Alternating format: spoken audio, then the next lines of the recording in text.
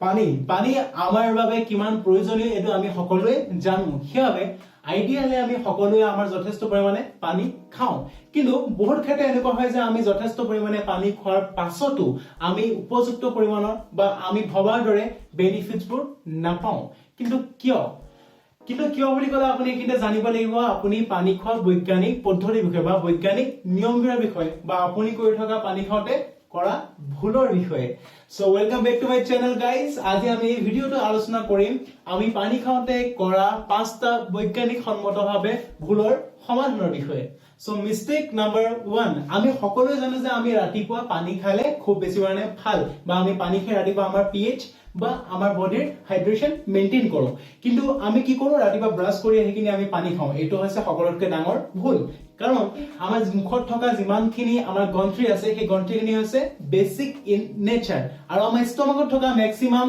সোৰ্সবোৰ হৈছে acidic in nature আমি যেতিয়া পানী খাওঁ আমি সকলোৱে জানে যে আমি পানী সুবাই খাব লাগে আমি কিয় সুবাই খাব লাগে যেহেতু আমাৰ মুখত যিমানবিলা লালটি গ্ৰন্থি আছে সেই লালটি গ্ৰন্থিবিলাকে লালটিটো যেতিয়া এৰি দিয়ে সেই বেসখিনি আমাৰ পানীৰ লগত মিক্স হৈ আমাৰ পেটত যায় আমাৰ ষ্টমাকত গৈ আমাৰ ষ্টমাকটো যেহেতু এসিডিক সোৰ্সৰ হয় সেই এসিড আৰু বেসৰ এটা ব্যালেন্স বনি পেলাই আমাৰ সুচাৰুৰূপে বাকিখিনি কাম ডাইজেশনকে ধৰি ৰেসপিৰেটৰকে ধৰি সকলোখিনি কাম ভালদৰে চলি যায় ৰাতিপুৱা বিশেষকৈ আমি যেতিয়া ৰাতি শু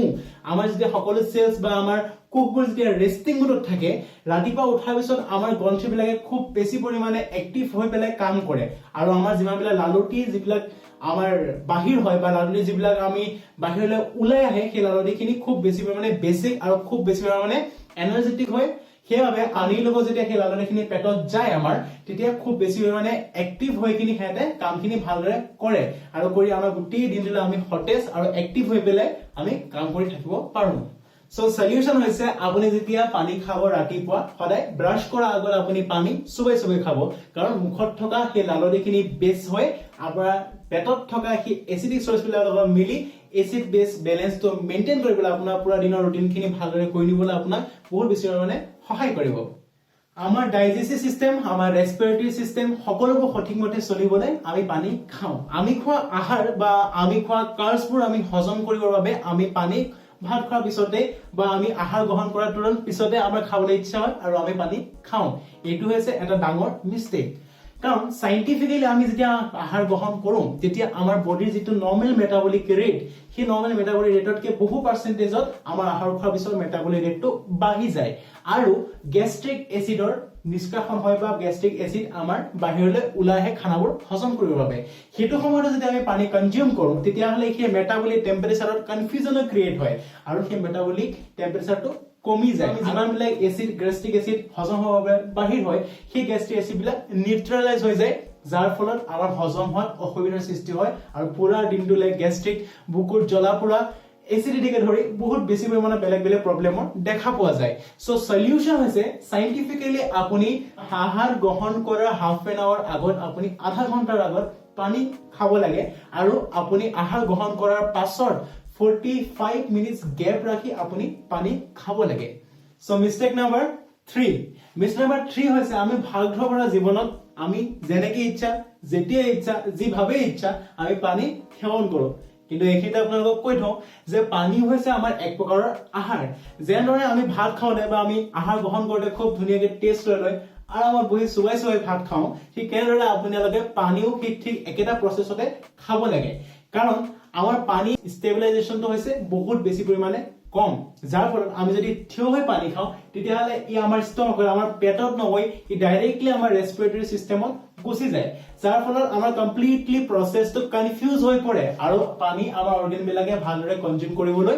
নাপায় তাৰ ফলত আমাৰ কিডনিয়ে কি কৰে সেই ৰেসপিৰেটৰি সিস্টেমৰ পৰা ফ্লাছ আউট কৰি কিনি পানীখিনি বাহিৰলৈ উলিয়াই দিয়ে আৰু এই প্ৰচেছটো যদি আমি বহুত লং টাৰ্মলৈকে কৰি থাকো তেতিয়া আমাৰ কিডনিৰো বিভিন্ন ধৰণৰ সমস্যাৰ দেখা দিব পাৰে একৰ্ডিং টু ৰিসেন্ট ৰিসাৰ্চ আমাৰ দেশত আমাৰ পৃথিৱীতে ম্যাক্সিমাম মানুহৰ কিডনিৰ সমস্যা হয় পানী খোৱা ৰং প্ৰচেছৰ বাবে সেইবাবে আমি যেতিয়াই পানী গ্ৰহণ কৰো বা আমি যেতিয়াই পানী খাওঁ তেতিয়া আমি খুব কমফৰ্টেবলি এটা ৰেস্টিং মুডত আহি আমি খুব ধুনীয়াকৈ বহি লৈ আহাৰৰ দৰে আমি পানীও ভালদৰে গ্ৰহণ কৰিব লাগে সো মিস্টেক নাম্বাৰ 4 হৈছে আপুনি খোৱা চিল্ড ৱাটাৰ বা ঠাণ্ডা পানী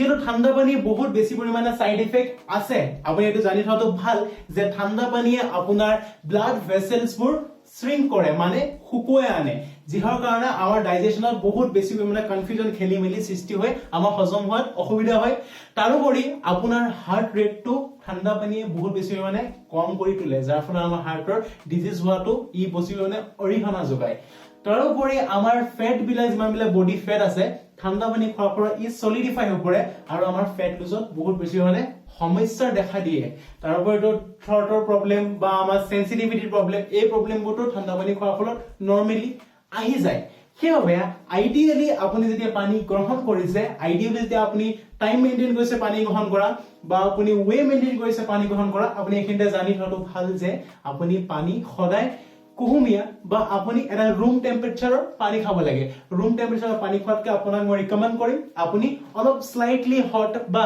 কুহুমিয়া পানী গ্ৰহণ কৰাটো কুহুমিয়া পানীয়ে আমাৰ বডিৰ ডাইজেশনত বহুত বেছি মানে হেল্প কৰে যেহেতু আমাৰ বডিৰ মেটাবলিক ৰেট হাই থাকে ভিতৰৰ হজমৰ কাৰণে আৰু যেতিয়া আপুনি গৰম পানী তাত এড কৰে তেতিয়া হলে আৰু সোনকালে আপোনাৰ হে হজম হৈ গলে আপোনাৰ কোনো ধৰণৰ গ্যাস্ট্ৰিক দূৰত থাকিব সেনসিটিভিটি দূৰত থাকিব আপোনাৰ এসিডিটি দূৰত থাকিব আপোনাৰ থ্ৰটৰ প্ৰবলেম দূৰত থাকিব আপোনাৰ হাৰ্ট ৰেট দূৰত থাকিব সব ঠিক আপুনি হয় এটা মিস্টাৰ পাৰফেক্ট হৈ থাকিব Mistake number 5 the excess drinking of water অলাগতিয়াল ভাবে আমি পানী খোৱা আমি সকলোৱে জানো যে আমি পানী খালে ভাল আমি খুনি বা আমি কোৱা খুনি আমি যেতিয়া যেতিয়া কোন ধৰণৰ ৰুটিন নোহোৱাকে কোন ধৰণৰ ওয়ে নোহোৱাকে কোন ধৰণৰ সময় নোহোৱাকে আমি নিজৰ হাইড্ৰেচন মেইনটেইন কৰিবলৈ আমি পানী খাওঁ কিন্তু ইন ফিউচাৰ এটো আপোনাৰ বাবে হ'ব পাৰে এটা ডাঙৰ প্ৰবলেমৰ অৰ্থ বা ডাঙৰ প্ৰবলেমৰ এটা वजह এটা ডাঙৰ প্ৰবলেম হ'ব পাৰে এটা আপোনাৰ বাবে সেইবাবে আমাৰ বডিত বহুত বিলাক কম্পাউণ্ডছ আছে বহুত বিলাক সল আছে যিবিলাক হৈছে ওয়াটাৰ সলিউবল আমাৰ কি হয় এক্সেস ড্ৰিংকিং অফ ওয়াটাৰৰ ফলত সেই সলস বোৰ স্পেশালি প্ৰটিন হৈ গল বডিৰ সলস হৈ গল এইবোৰ আমাৰ পানীৰ লগত খুব সোনকালে সলিউবল হৈ যায় আৰু আমাৰ ৰেসপিৰেটৰি সিস্টেমে ওয়াশ আউট কৰি দিয়ে আমাৰ বাহিৰ কৰি দিয়ে যাৰ ফলত আমাৰ বডিৰ এই সলস বোৰ ইম্পৰ্টেন্ট প্ৰটিন বোৰ অভাৱ ঘটে আৰু আমাৰ বিভিন্ন ধৰণৰ ৰোগৰ সৃষ্টি হোৱা দেখা যায় সো সেইবাবে আমি পানীও এটা খুব নিৰ্দিষ্ট লিমিটত খাব লাগে লিমিট মানে আমাৰ পানী এজন মানুহে খোৱা কোনো ধৰণৰ লিমিটেশন নাই এইটো ডিপেন্ড কৰে মানুহজনৰ বডি ষ্ট্ৰাকচাৰ ডিপেন্ড কৰিব পাৰে